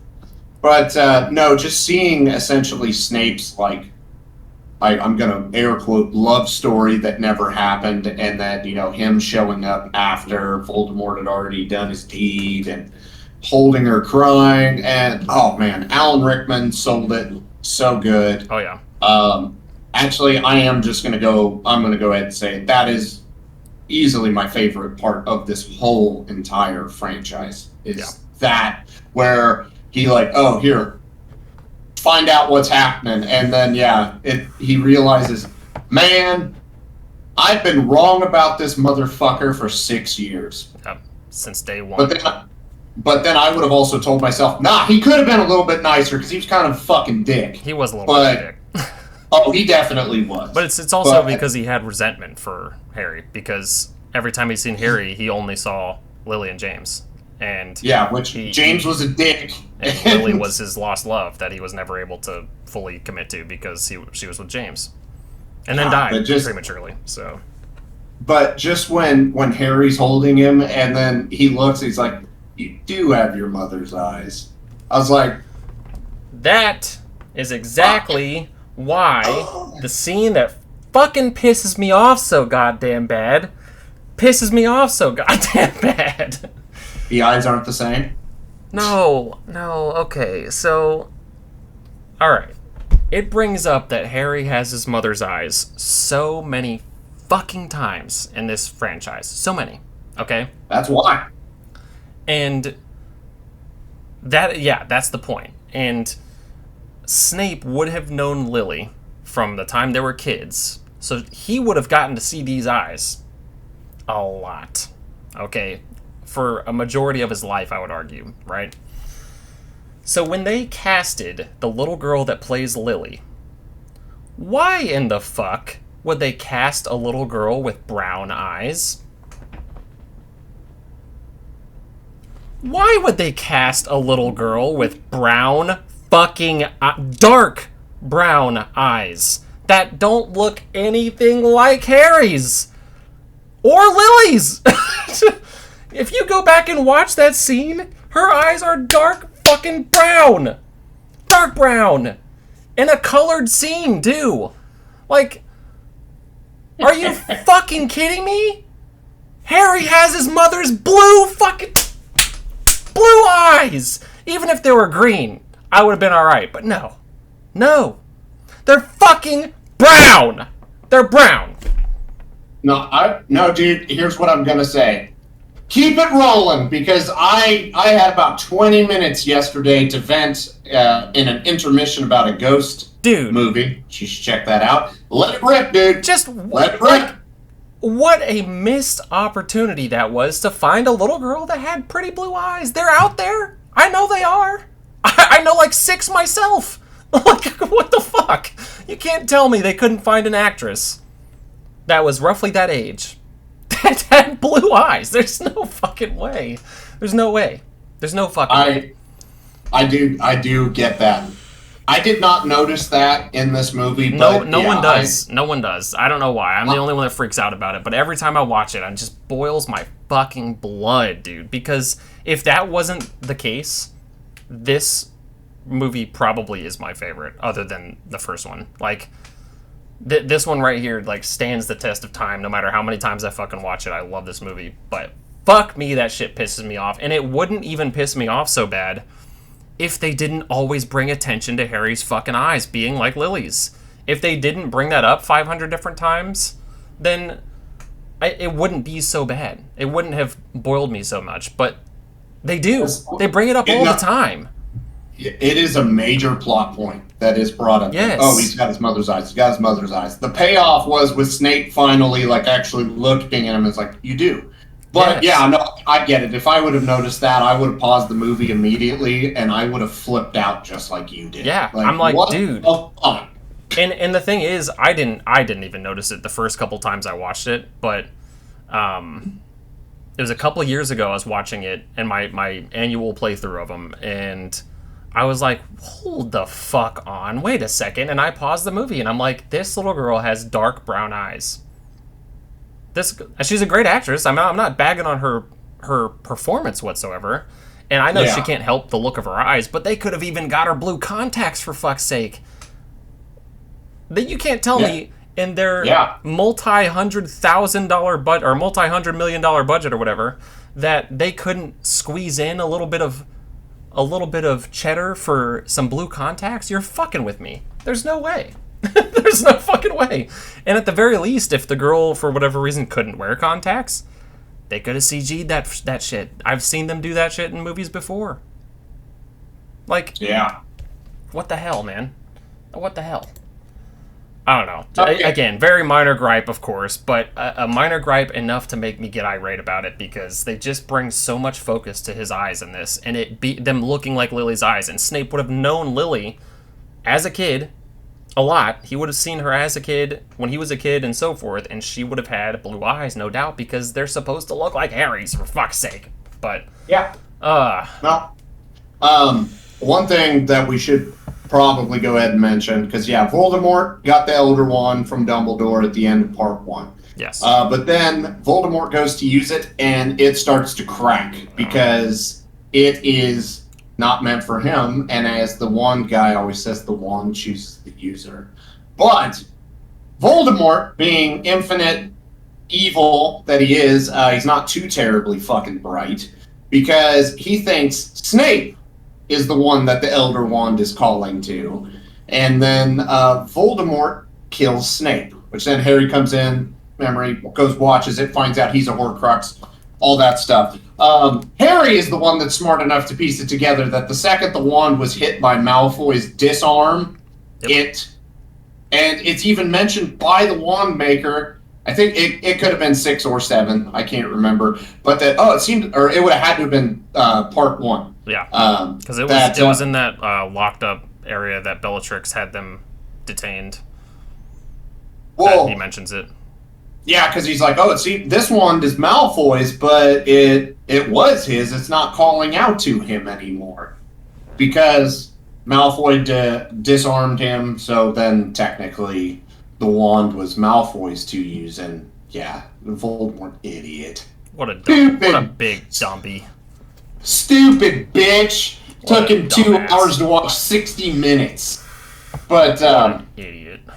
So anyways, there's chaos with that because obviously the wand isn't meant for Voldemort, and Voldemort's pumping it with all kinds of evil energy and stuff, and then Harry has to surrender himself, or else everybody at Hogwarts is going to die.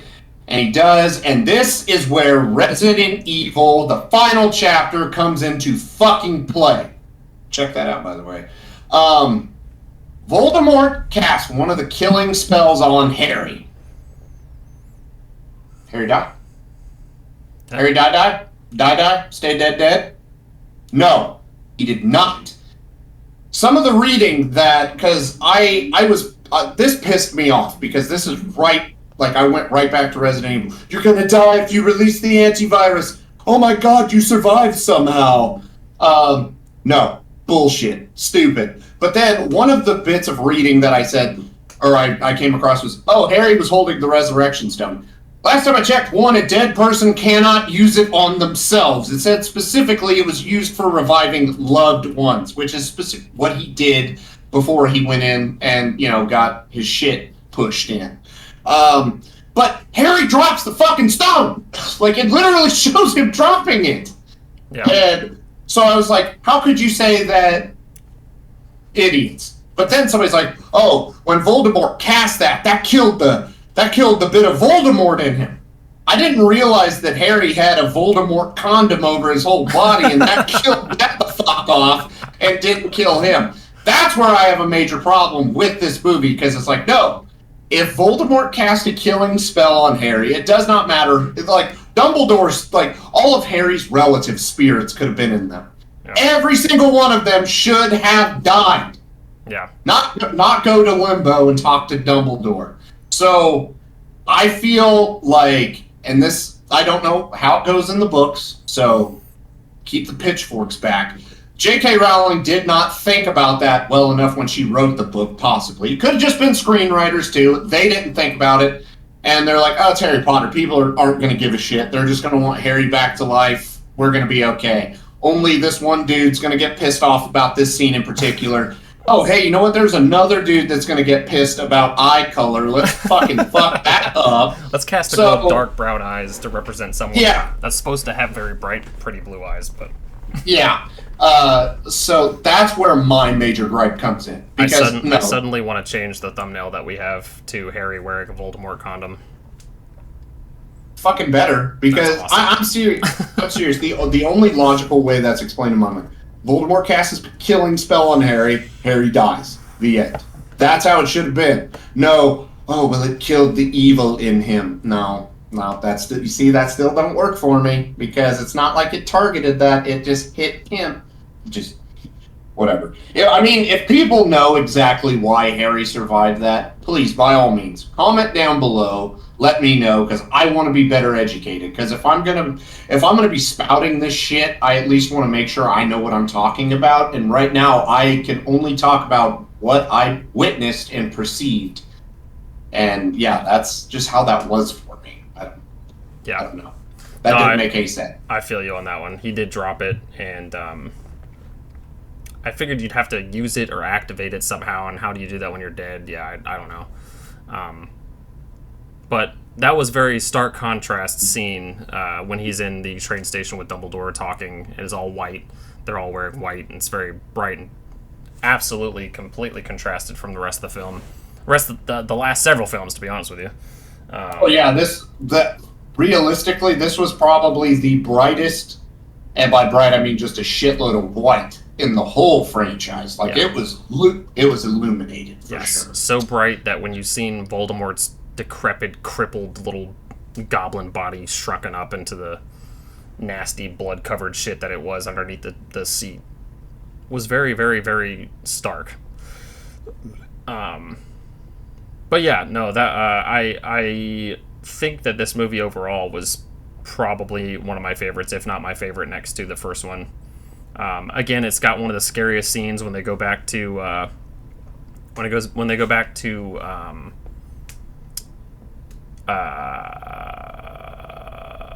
the place where Harry's parents are buried. I'm like blanking on the name.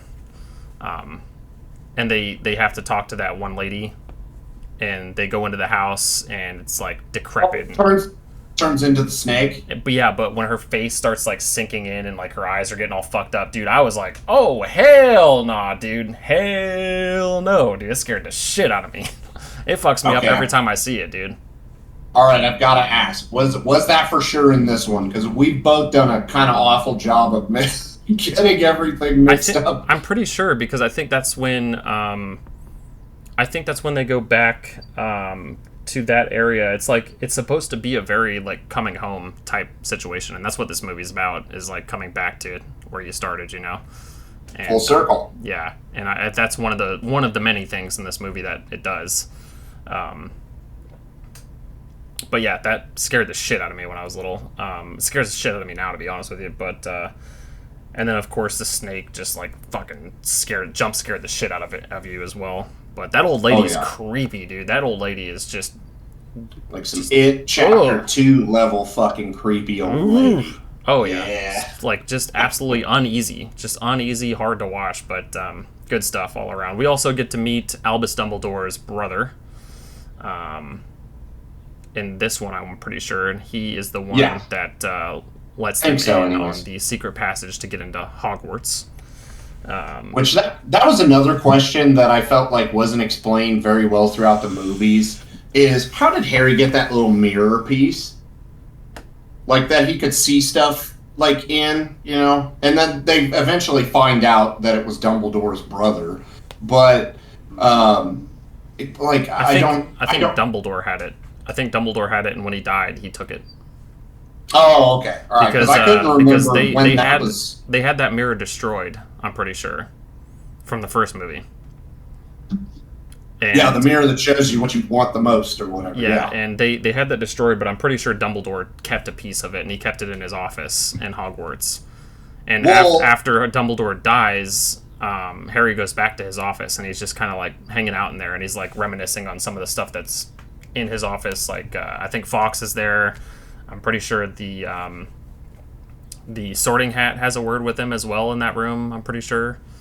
I can't remember, but the mirror wasn't destroyed when we saw it. Like when we figure out, like it was completely intact, just the one piece that Harry had. So that's why I was just confused with that, because he was just looking at that fucking mirror constantly, and I was like, I think the mirror. No, the mirror itself, I think, was destroyed after the events of the first movie, but Dumbledore kept a piece of it. Like no, literally, what I'm telling you is the mirror is in the movie because Harry sees the missing piece, and the rest of the mirror is perfectly fine when they figure out that it was. I'm pretty sure that was when it was Dumbledore's brother. I don't think it was Sirius's brother or anything like that. Yeah, it's Dumbledore's brother. Yeah, but no, there was like that perfect piece missing out of it. So the mirror, if it got destroyed, they must have magically put it all back together, because it was a whole mirror. Because that's what Harry was looking through, like when he would see it. Oh, I guess I don't remember the rest of the mirror being there. Maybe it didn't get destroyed. Maybe it got sent away. Maybe he said it got sent away, or it got put into hiding or something, or locked up, or. And also, not to completely iceberg your Titanic mirror, but that mirror was fucking huge, wasn't it? Like that was like a legit. Yeah, it's a big ass mirror. Yeah, this one wasn't very big. I don't think. I think it was just on a wall, I'm pretty sure that might have been. It might have been like a rectangle with the corner broken off in it or something, but. I don't know. Yeah. Maybe it got broke in transit, and Dumbledore's cheeky ass was just like, slip this into my pocket. because Dumbledore is that kind of person for sure. So, yeah, a big battle happens at Hogwarts. McGonagall being awesome. Dude, the spell where she makes the statues guardians come to life, and she's like, "I've always wanted to use that spell." Dude, fucking brought me to tears. I loved it. Okay, so I thought that was awesome. Even I knew those were completely worthless. Like, the cannon fodder, complete cannon fodder. But yeah, I was like, why the fuck? This ain't the last line of defense. Like, no. One question I do have, because I don't know if it's even shown or what. Who killed one of the twins? I'm not sure. Okay. I'm assuming a Death Eater, one of the Death Eaters. Probably Lucius or somebody scummy like that. I don't know. Somebody that's got a vendetta against the Weasleys. That would be my bet. Because my next thing, I was not... to me, it did not make sense to have Ron's mom kill Bellatrix. It did not... unless if she was the one that killed the twin. If so, disregard this whole statement. But if she's just killing her to kill her, no attachment, no nothing, whatever... it should have been Neville to fucking kill Bellatrix, because Bellatrix killed his parents. He should have ran.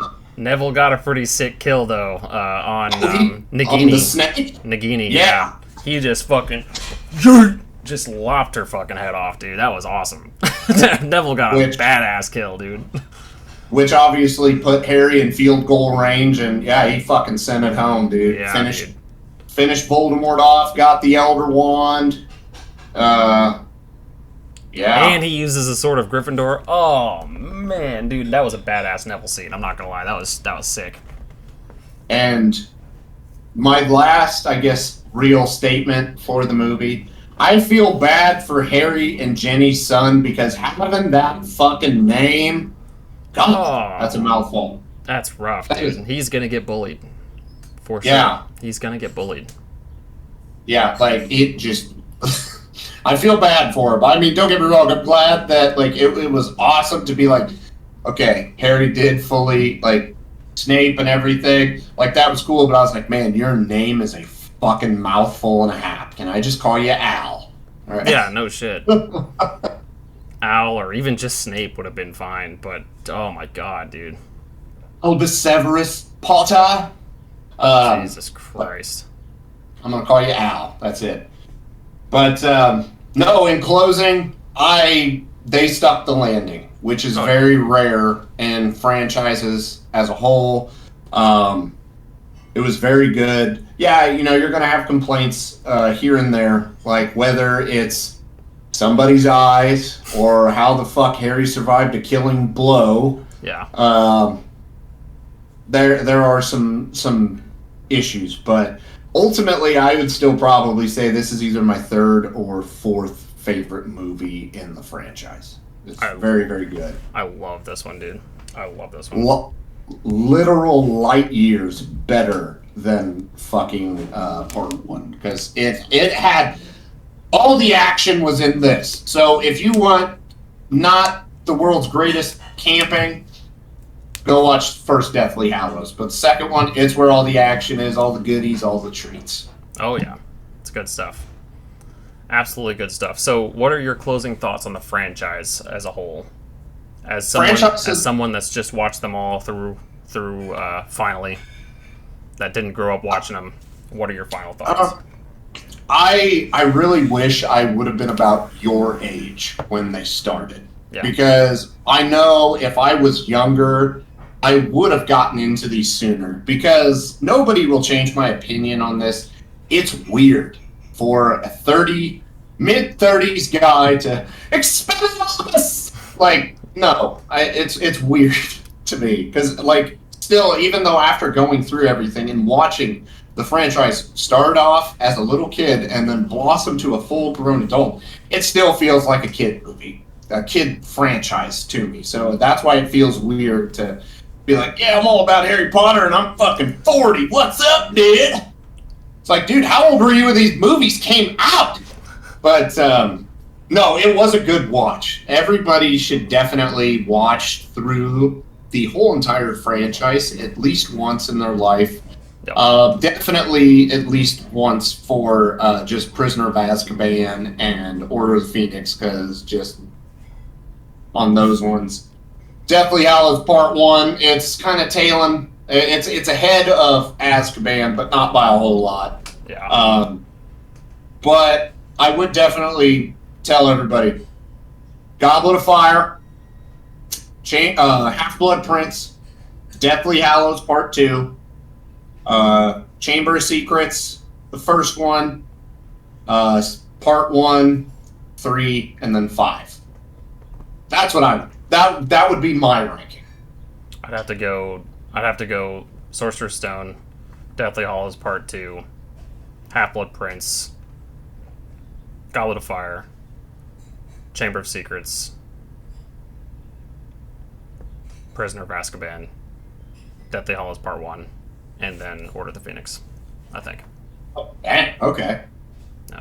I'm pretty sure it's my least favorite, just because, like, I don't know. I always forget that one. Like, I like the movie. Don't get me wrong. I like all of the movies, but it's just I always forget that one as a whole when I'm talking with somebody about stuff or bringing up Harry Potter at all. Like, that's the one that I know is there, but I just can't. I don't know. I can't retain a lot of it, and I have no idea why. But yeah, other than that movie, Umbridge is the only thing that stands out of that movie, because even like its whole plot was just bad, because in the first one, we're introduced, we don't know what to expect. We could take a wild left turn, we could do anything at this point, and then it becomes kind of, all right, we've got our adventures and stuff set up. This I felt was stupid with chasing the prophecy. Like, that was just dumb. I don't understand why that even matters.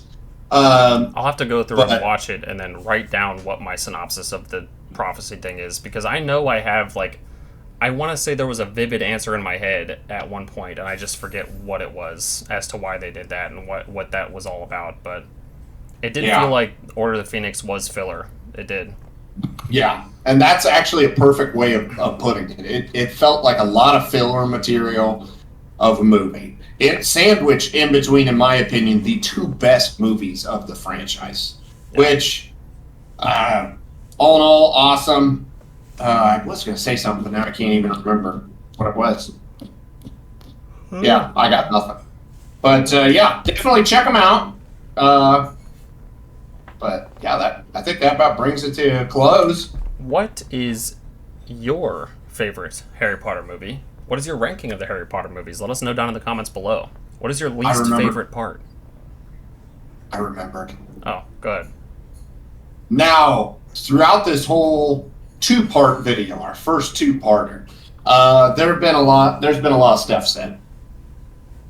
Anything that we have said that is incorrect or we have jumbled up, please let us know down below. We're only human. Or if, like, some of the issues that we have had with the franchise, if you know the answer, please, seriously, tell us, because I want to know if I'm missing anything. Like, constantly. Always want to know. Same. So if we've got Harry Potter experts out there, it's like, that fucking dumbass in a flannel and a bandwagon Chiefs hat. Here we go. Ripping his asshole wide open with this one. No, just let me know. Because that, if you're like, no, this happened because blah, blah, blah, blah, blah, it's like, oh. Yeah. So please, enlighten us if we got anything wrong. Especially with the prophecy thing. If you guys know anything about that, let us know from the Order of the Phoenix. Because I'm also blanking on that really hard. So yeah, that tanked the movie fucking hard for me. So and if there also is some the Resurrection Stone thing, if you have an idea on that one, let us know as well. Yeah, I was going to say I really welcome that one, because the way it's presented in the movie is the only way it can, like, I interpret it. Yeah, but also bear in mind, we are talking only about the movies. This has not got anything to do with the books. I don't care what was taken out of the books for the movie's sake. We're leaving it with the movies for now, so please be mindful of that. If you start a comment with, in the books, we're just going to not read that. Yeah, unless it is, like, directly referencing something in the movie. But there's a lot of stuff that we definitely probably got wrong or misconstrued or something, and that's fine. But let us know. Last time I checked, this is America. Free country. That's exactly what it is. Also, I want to know if anybody else was just as pissed off as I was about those fucking brown eyes, man. I know, and I'm gonna say this when I inevitably rewatch these movies. It won't be in like a.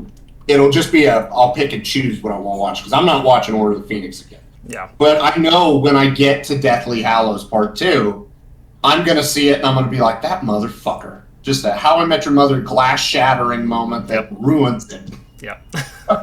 You're gonna see it and you're gonna be like, man, she's a great actress, but fuck those goddamn eyes, man. Oh man. Anyway, this was a fun one.